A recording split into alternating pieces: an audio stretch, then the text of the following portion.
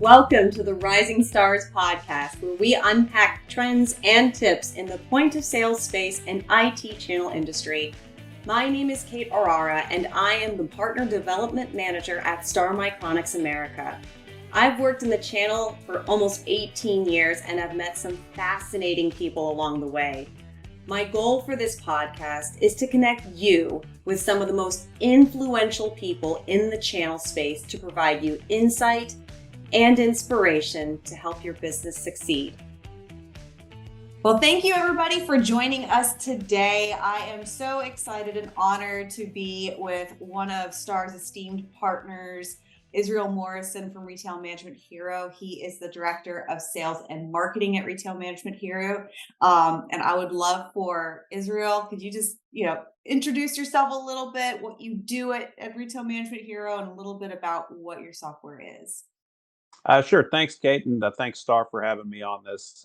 It's definitely a privilege.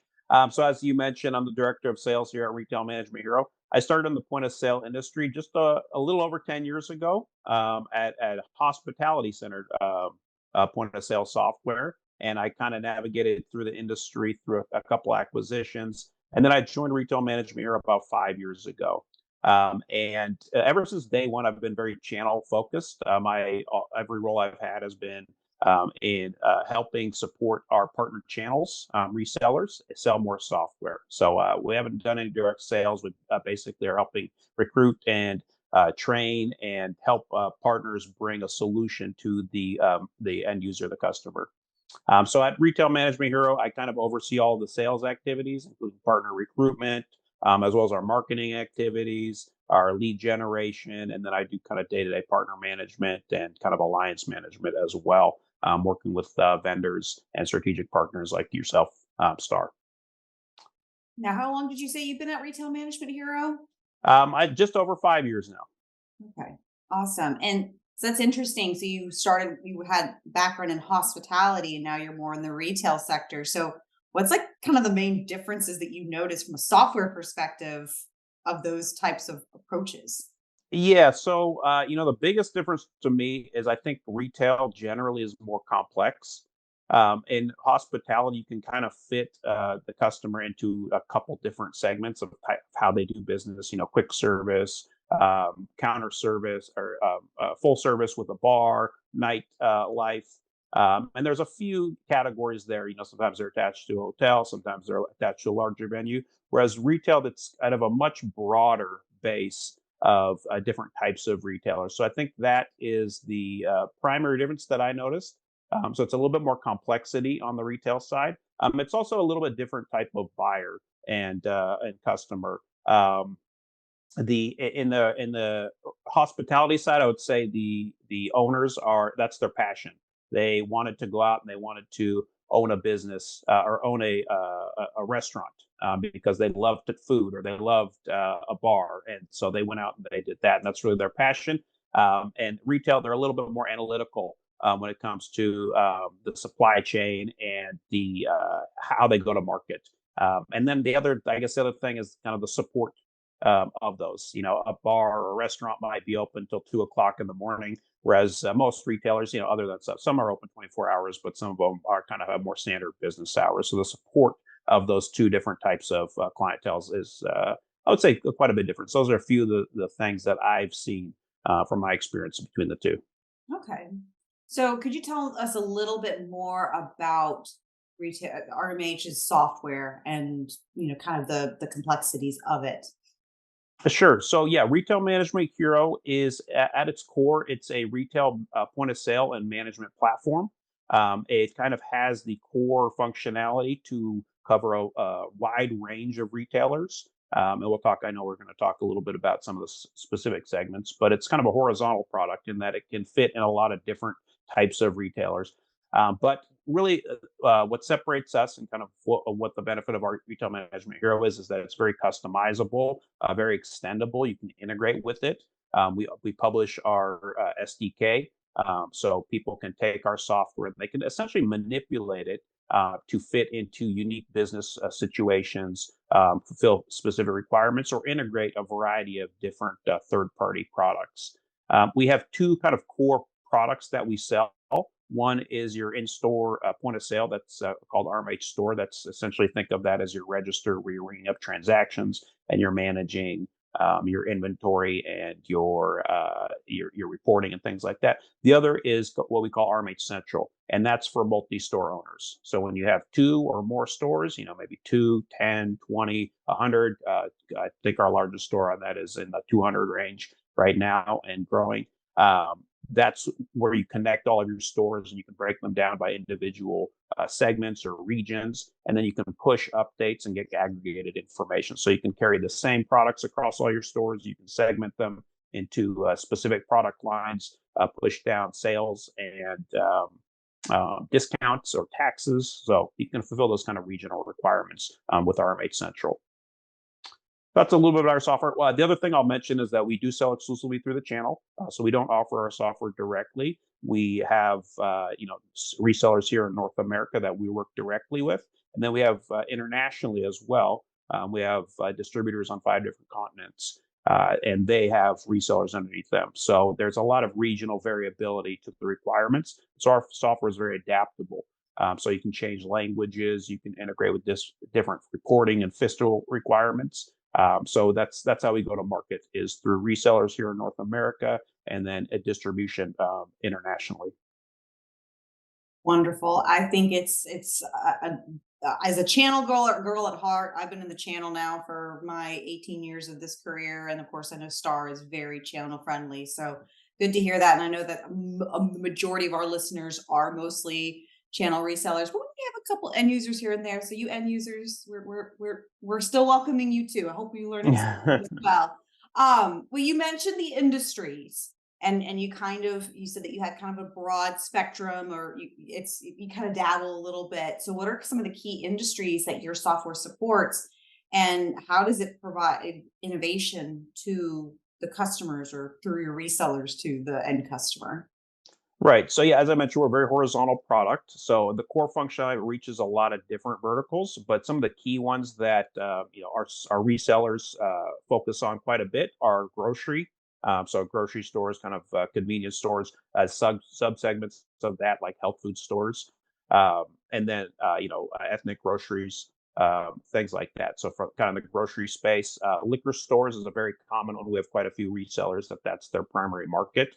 Then I would say apparel is another one, but really any type of independent retailer that needs to be able to obviously sell or purchase and sell products and track data, and that's a big thing I think we're going to focus on quite a bit, is the data, being able to categorize all of your customers, your products, and then capture all that information, have access to it, and then be able to manipulate it, is really kind of a key requirement for a lot of different retailers. So those are a few: grocery, liquor, apparel. Other than that, we get into more kind of niche or specialized verticals, and we really take it where our reseller channel and partners want to take it, because again, that's the advantage of having a very adaptable and customizable and integratable product, is that our partners can take it and fit it into specific use cases. For example, we have a partner that sells exclusively to comic book shops, and that's their only customer, only type of customer. They have several hundred comic book locations, and they were able to integrate our software with kind of the supplier side, the Marvels, the Capcoms of the world, and that just kind of streamlines the whole inventory process. It helps figure out special editions, whether those are available, or how to get those quickly to the customer who may be in store. So that's one example. We also have, I won't name names, but we have one of the larger thrift store customers in the U.S. And so a partner that has worked with them has developed a tool that basically tracks the product from the time that it's donated through the sale, and now they can get analytics on who their best pricer is. And so the person that's taking the donation in and then tagging it with whatever color tag they're tagging it and pricing it however they want, they can now track that all the way through the sale, and now they can get analytics on that and say, what, when this person prices things, they fly off the shelves very quickly. So let's learn from them. So they're built a tool that captures the information, and then they enable their customer to take that and put it to use. and better price their items. We also have things like specialized verticals like pool supplies. We have one of the larger pool supply retailers in North America, and also beauty supplies, another specialized vertical. We have quite a few beauty supply shops. So it's really all over the map in terms of which type of verticals. But if you're talking about, out of the box, which ones are some of the key ones, I'd say grocery, liquor, apparel. But again, a wide variety. Really, anybody that needs to collect that data, have a very well-structured set of data, and then be able to take that data and put it to use through reporting or analytics, purchasing, leveraging customer data. That's kind of a customer profile. I know it's kind of broad, but hopefully that gives you an idea of the type of customers. And again, I should mention that's for single locations up to multi-store. If you have hundreds of locations, it's kind of that mid-upper SMB market, that sub-enterprise market. Okay. So you talk about the typical you're talking about your resellers. So I'm kind of curious the types of resellers that partner with RMH, but then also kind of like the process. So you're talking about like you had a large thrift store that that you guys you used your customizability and integratability. I think we're making up words as we go Yes, on here, maybe. but Hopefully it gets the point across. yeah, I hope so.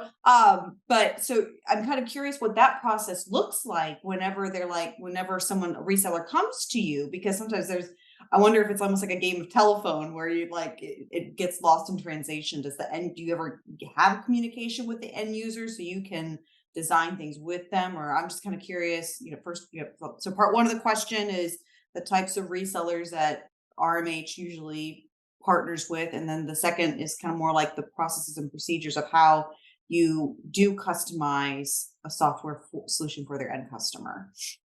Sure. Yeah. So from the type of reseller that we're looking for a few criteria. And really the biggest criteria is that they're going to take good care of their customer. They need to be able to show us that they're going to take good care of their customer, be able to support them, be able to be motivated enough to learn the soft ins and outs of the software to translate to that customer and help them solve the business needs. Obviously, they need to have some of the sales and technical capabilities to be able to do that. RMH is not a good fit for every single person that calls themselves a VAR out there. But I think we are looking for kind of that traditional VAR that really wants to add value during the process. They aren't just necessarily taking our software, slapping it on a piece of hardware and selling to the customer and never hearing from them again. We want them to be able to take our software, bundle it with the right components, including payment processing, obviously hardware like Star, industry leaders from a hardware perspective, other components like software solutions such as e-commerce or loyalty, things like that, and then bring a full package solution to the end user, and along with that, provide that kind of that business and industry expertise to the end user. So it's not necessarily a requirement that you know all the ins and outs of the business processes when you're when you're signing up to be a reseller of ours, but it obviously helps. The more you know about a business process or specific vertical, the more successful you're going to be, because at the end of the day, the customer needs to be able to rely on you and trust you as their business advisor, not just their technology provider. So that's kind of the process and what we're looking for. And it really, we have, very small shops, 1 and 2 man dealerships. And then we have much larger shops that have, full help desks and are either regional or international distribution. So it's not necessarily the size of the reseller. It's more about their willingness and capability of taking good care of that customer, delivering a robust solution, and really adding value along the way. And I guess the last requirement I would mention is that we are very community focused. We have an international partner community. And so we are really looking for partners that play well within that community. A lot of times, other people in the community might know certain aspects of our software, the industry, even better than we do. So it's really important for that our resellers, our distributors to be able to collaborate and work with other partners in the community. And that has worked out very well for us. We've really, I think, we very often get it feels like a community vibe when people attend our events and our partner conferences and things like that. So that's a little bit about kind of the texture, I would say, of our partner reseller and what we're looking for. Um, in terms of how we collaborate on those, it really depends on the situation. Sometimes the reseller is fully adept and knows all of the um, ins and outs of our software and how to integrate with our software. The tools are already there, that they can take it and they can customize it or add an extension or reorganize some of the workflows, and the tools are already there. So they can take it and just run with it. And sometimes we don't even know about it. We learn about it after the fact. Other times they need some help for, how do we do this type of integration? Is it possible with the existing tools? And if it's not possible with the existing tools, then we need to get a clear requirement and understanding of, what in the software needs to change. Is there a certain type of field that needs to have a different property? Or is there something in the software development kit that's maybe not clear, or we need to expand to allow an additional integration point. One example is we recently made an update. We have along with the store and the central products, we have RMH Loyalty, so it's our own built-in loyalty program, and it's a pretty robust program on its own. But sometimes partners want to take it and extend that, and so we recently built out an SDK for that, and so that allows them to take the loyalty and now integrate it with other components. I don't know if anybody's completed this yet, but like an e-commerce, so you can earn and spend points through your e-commerce transactions. So that's a little bit of how we work with partners. Hope that answers this question. Okay. So, what are some of the maybe unique trends that you kind of notice? And how is RMH leading to stay ahead of some of these trends? Yeah, I mean, I think there's a couple things that come to mind. One is from a consumer purchasing behavior. There's a couple ones.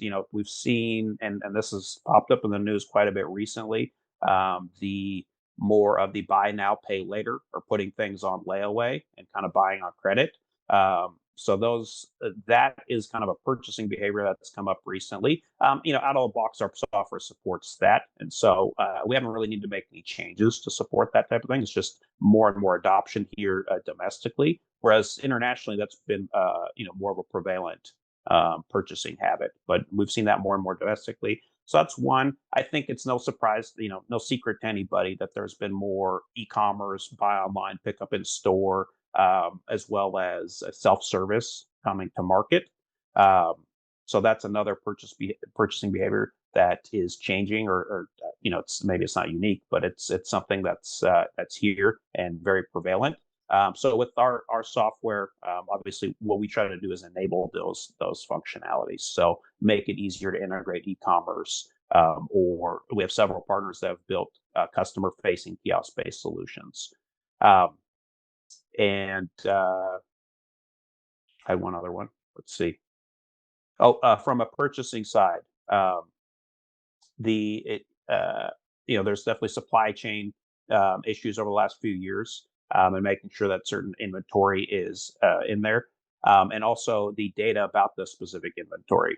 And so from a customer marketing, collecting that data, collecting that information, and then taking the product data and really tailoring your messaging, your marketing to those customers. And so from a product information standpoint, you need to know obviously what's in stock, what's available, make sure that you have the right products to service your markets, but also being able to make sure that the right information about those products are getting out to the customers.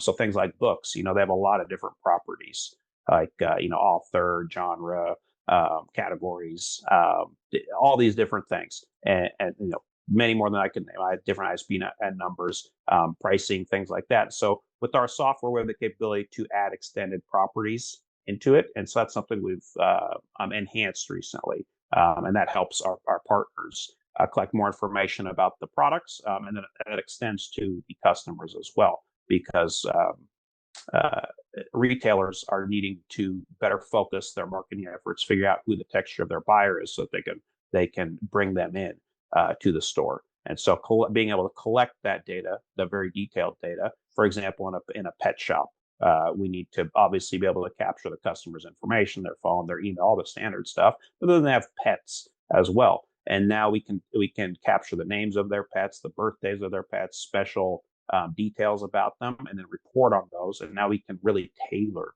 our customer marketing engagement plan to those customers.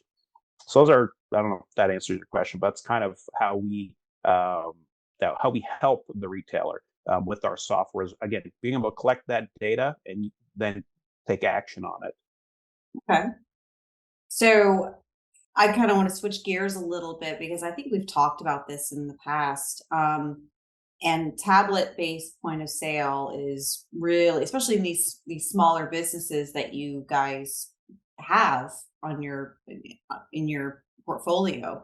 That's kind of tablet-based point of sale is really driving that where the transaction takes place. So what are maybe your thoughts on tablets and other mobile devices taking over completely versus the traditional touch screens, and what is RMH doing with that development? Yeah, so I think one thing we need to clarify with that type of question is when we talk about tablet, what are we really talking about? Are we talking about form factor of the device, or are we really talking about cloud versus on-premise? And I think that's more of the crux of your question, because if we're just talking about form factor, I mean, most on-premise systems at this point can be ran on a smaller form factor. So if you ask somebody that says, "Hey, I want a tablet-based system," and you ask them, "Why do you want that?" and they're saying, "Oh, I like the look and feel of this small device," and it's not about cloud computing or accessing their information from different parts of the world through a web login. If it's more about the form factor, then that's really I would say pretty easy to overcome, because maybe it's just a knowledge thing. They just don't know that these on-premise systems can be ran on a small form factor, kind of that sexy look and feel device that some people have want in their shops. There's a lot of, even on-premise, the fully robust traditional point of sale terminals have become very slick and sleek looking to kind of accommodate that. So I guess that we'd want to separate, is it I want a tablet because of the form factor, or I want a tablet because of the cloud component. And so, I mean, obviously, I'm not one to bash our competitors or say this is not, we're so much better because of this or that. But there are differences, and there's reasons that somebody would go to cloud, and there's reasons that somebody would stick with on-premise. And at its core, I think, from speaking generally, I would say the cloud systems, although they've made incredible advances over the last 10 years during my career, they're still not necessarily as sophisticated as what an on-premise system can offer. And part of that is the robustness of a database that can run on-premise. And so, if we're talking about smaller merchants, I think, like you said, that applies to them. And I would, I'd be lying to say that on the lower end, the 1 and 2 or 1 and 2 store shops, that's definitely a competition in some cases.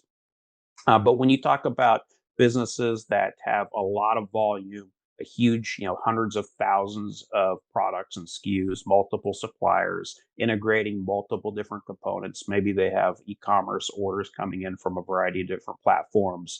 Maybe they have integration to an ERP, above store enterprise resource planning system, accounting systems. I think there's more capabilities and robustness with the on-premise solutions. And then the other thing I've mentioned this already, it'll probably come up again, is the data.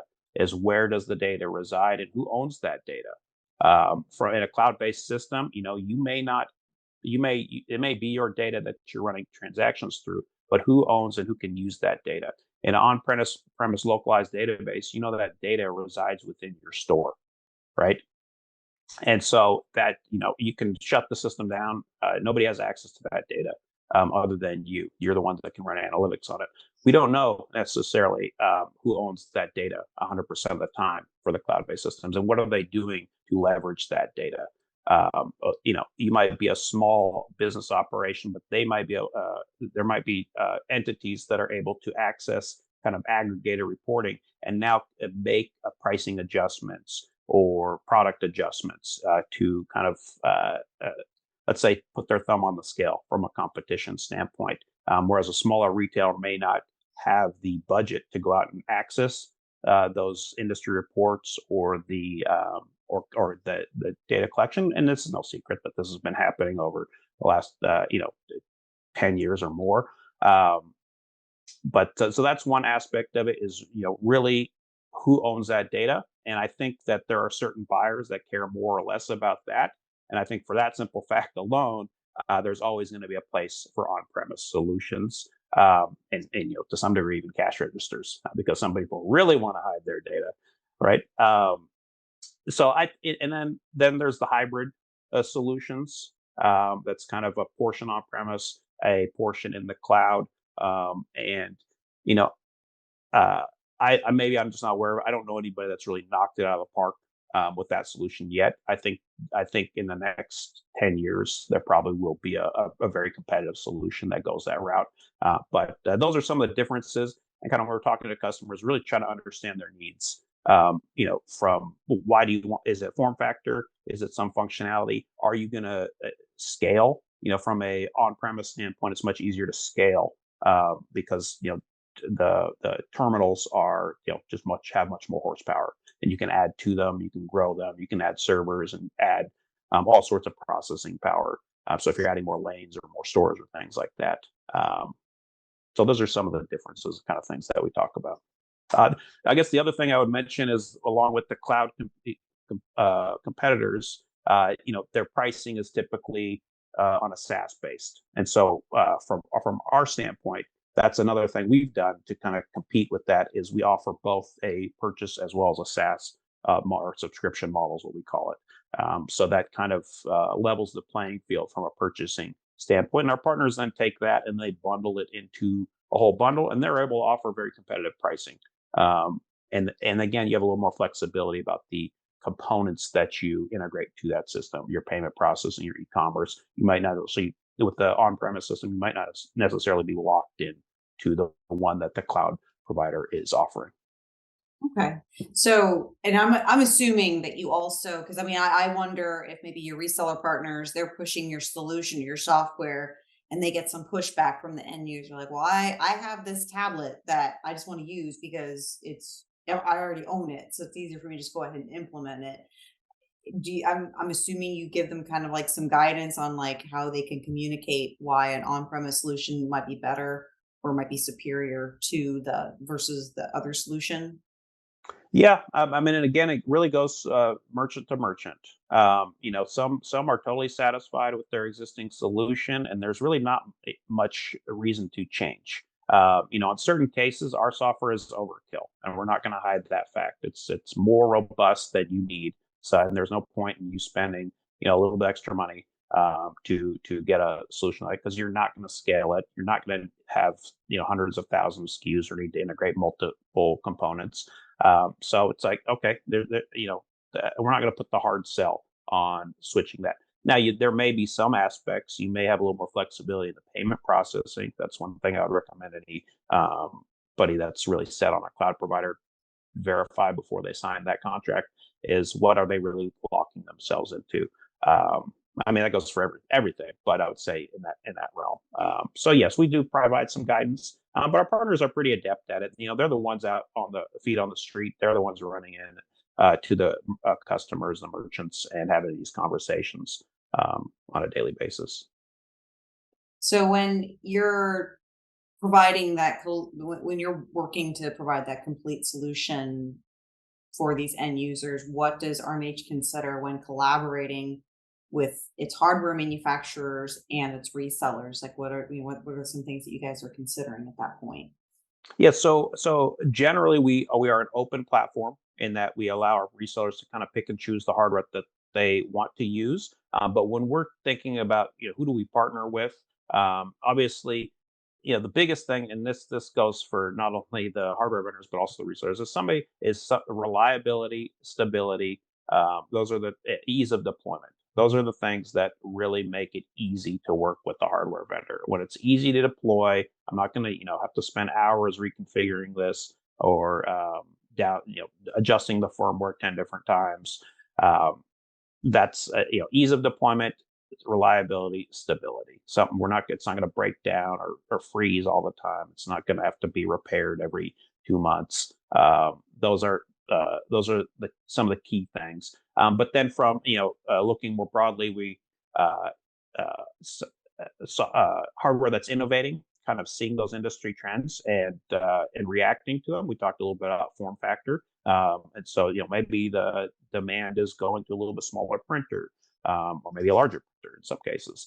But and maybe the labels, for example, label printer, it might need to handle a wide variety of different types of labels.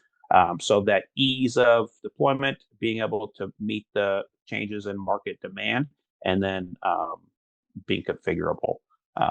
And obviously, a lower price point never hurts, but that shouldn't be the end all be all when it's talking about hardware providers, because it's better. It's a lot less expensive to spend a little bit more upfront on a piece of hardware that's going to stand the test of time and not give you headaches than it is to have to replace that or get it serviced all the time. So that's a little bit about what we're looking for. Now, there are so many rapidly evolving technologies. You talked about cloud-based point of sale. Of course, there's e-commerce. We talked about that. AI is all over the place now, online ordering. So it's hard for us to really sort through everything, as well as, okay, which is the most crucial for my business to function. So which ones do you think are the most important, and what solutions are you providing to implement those particular technologies? Yeah, I mean, this is kind of an interesting question. I think it varies quite a bit depending on the type of retailer, what's most important to them. If they do have an online presence, an e-commerce presence, obviously they need an e-commerce solution that's been growing, exponentially over the last few years. And then the different forms of e-commerce. You might have a website that you sell things. You might sell things on Amazon. You might sell things over Uber Eats. I mean, they're starting to sell or deliver retail products, from some of the big box retailers and some of the small merchants as well. So obviously that's something you look at, is how are you getting the product to your customer. So that's a big one. I think anybody who's in the retail space needs to evaluate. I think the customer, when we talk about AI, I think it's an interesting one. I think there's a lot of companies out there calling themselves AI, but they're really, from my perspective, more automation. And automating certain aspects, collecting data, or filling in blanks, and then automating certain processes around customer engagement. I think AI, that's here. It's happening, and I think from a product supply side, that's going to benefit a lot of retailers, and being able to kind of better predict when and how to purchase items, and make sure their shelves are stocked with the right items for their customers. So that's again, this kind of goes back to the data in terms of how we're helping them, is making sure that we are able to capture the correct customer data. So then now that we can use that data to really use these automation processes to target our specific buyers and build some of that brand loyalty. And then the kind of meeting where the customer where they want to be met in terms of online ordering or different purchasing behaviors. And it's kind of an interesting. I was thinking about this. It's kind of an interesting, a couple different forces at play. And one, there's a big move to really get very friendly for retailers and organizations to get very friendly with the customer, and know everything about them and welcome them in. And kind of really build that brand loyalty to some degree. And there's another force at play, and sometimes this changes day to day. It's I don't want to talk to anybody. I just want to go get my item and be in and out of there, right?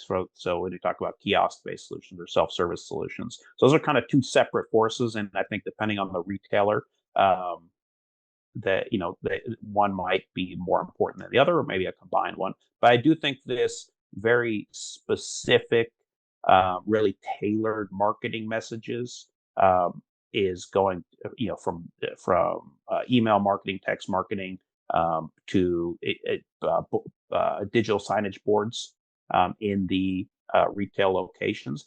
I think that's all going to become more and more cohesive to kind of really get at the customer's uh,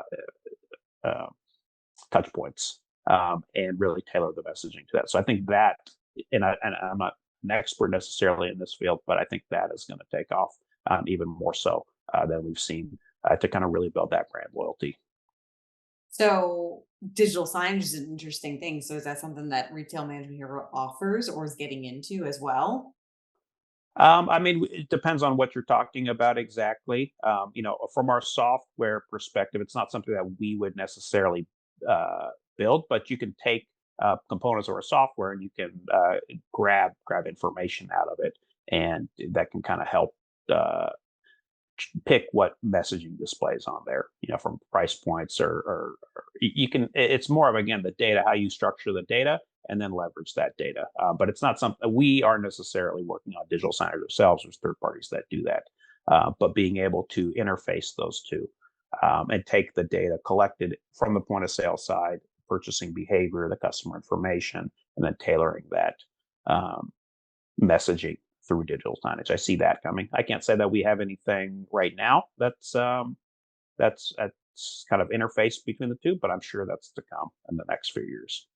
Yeah, I think it's the whole experiential retail environment now. It's everybody. If you walk by, especially like if I walk into, I think I was talking with somebody about how you may have an account on your, like a loyalty account on your phone, and then you walk into a store and then a signage comes up and welcomes you. And it's scary, but it's also like, oh, well, you like me. And Exactly right. Yep. And using all those data points about the customer, collecting your purchasing behavior, and really focusing that message, that's just going to become more and more cohesive, as we go. And again, I do think there are tools. Right now I'm talking a lot about data, and right now the folks that have the finances to get this data are the large corporations.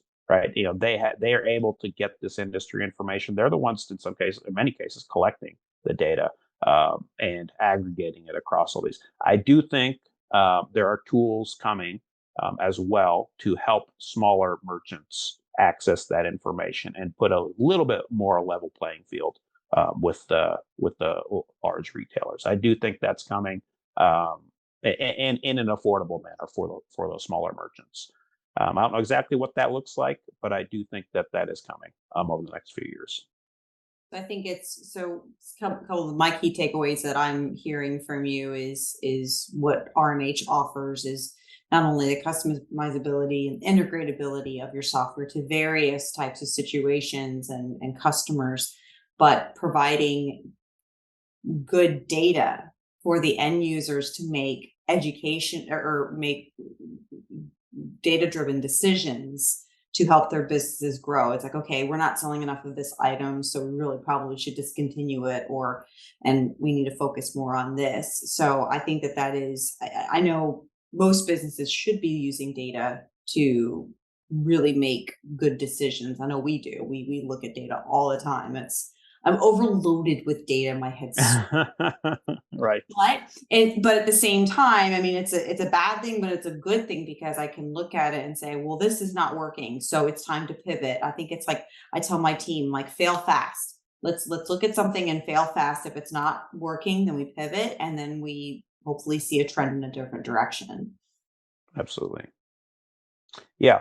So yeah, I think that's going to get more and more prevalent. And one thing I'll mention about this, and I think this may go to one of your questions that we haven't touched on yet, but I'll kind of maybe preempt that, is one thing that, data is only as good as it's entered into the system, Yeah. right?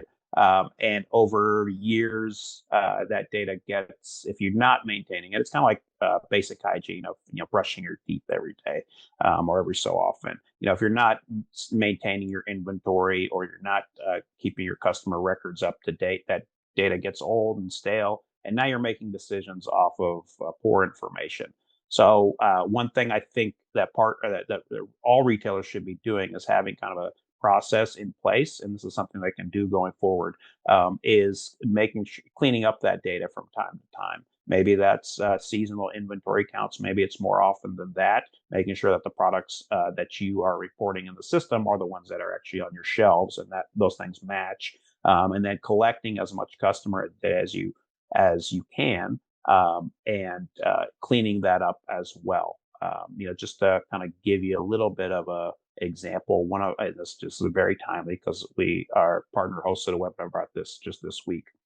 They actually developed a tool using the RMH development kit to basically clean up that customer data. So they're working with customers who have been collecting data over decades, and they have multiple stores, multiple regions, and from time to time that you have duplicates, you have mismatched information. So they've developed a tool to clean up that data, delete the duplicates, and merge records. So now they have a much better understanding of the actual customers that are on their list, rather than a bunch of half a phone number, half email addresses, and half names or incorrect combinations. So that's one example from a data collection standpoint. And then our partner taking our software and filling a gap that they saw, was that this process and it's a process, it's a tool, but it's really a process as well, to make sure that you're from time to time managing it. So that's, if we're asking the question, what's one thing people can do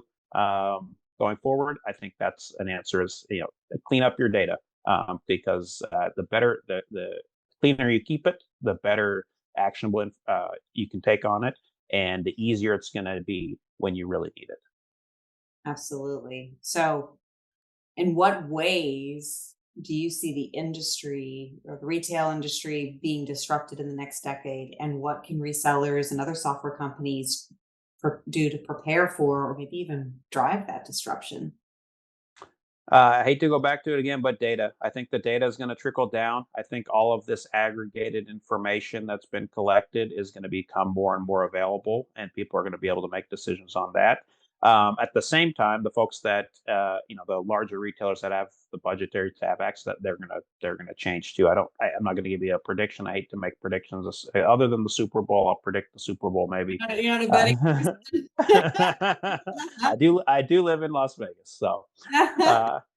But what I think from a reseller standpoint and a VAR standpoint, where again we're talking about value added resellers, I think what they can do is, one, like I just mentioned, help their customers make sure their information's up to date, and that it's the old garbage in, garbage out. Try to keep as much of that garbage away from your system as possible, and two, become experts in the business processes and the verticals.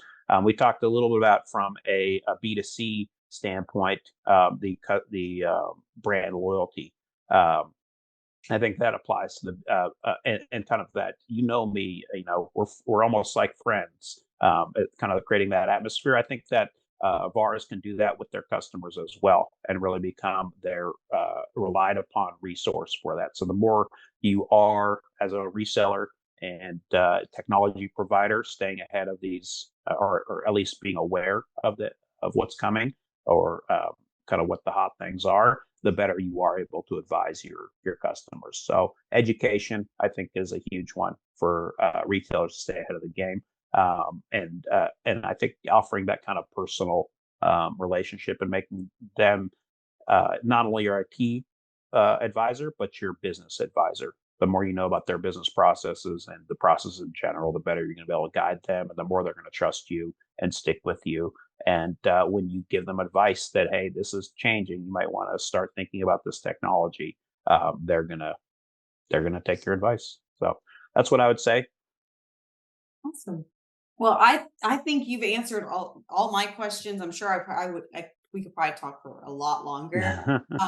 Is there anything else that maybe I didn't cover that you would like to share, or that you think I missed?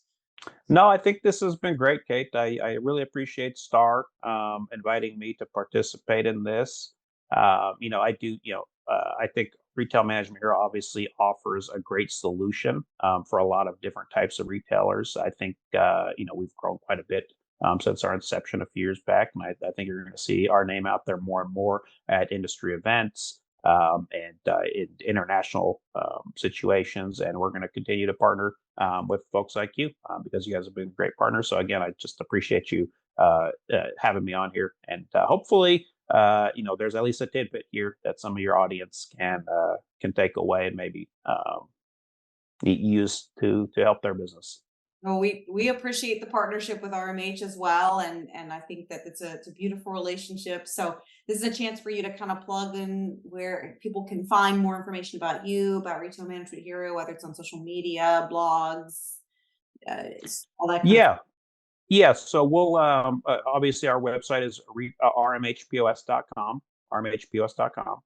On there, we do publish a blog, kind of an industry focused blog from time to time. You can find information about all the industries we serve, as well as the products that we offer. We also have our training documentation online. You can access it via our website, so it's not something that we hide behind a paywall or login or anything like that. So any of our customers or partners that want to go out there and access some of our training documentation, both documents and videos. You can find that on there.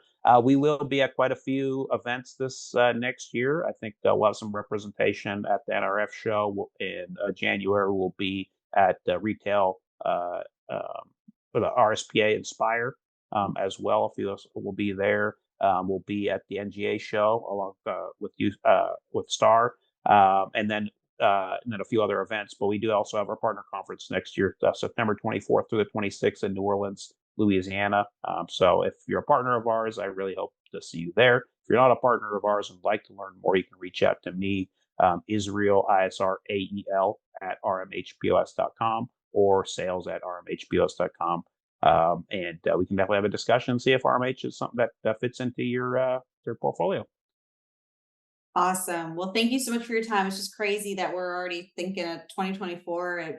As we're recording this, it's the 15th of December, and NRF is less than a month away, and then we're gonna freeze our butts off in New York City, and then like a week and a half later, we're gonna be defrosting in Puerto Rico for RSPA Inspire. So looking forward to both of those events. Yeah, I'm excited. So thanks again, Kate, and happy holidays and happy New Year. And yeah, happy New Year to the whole audience as well.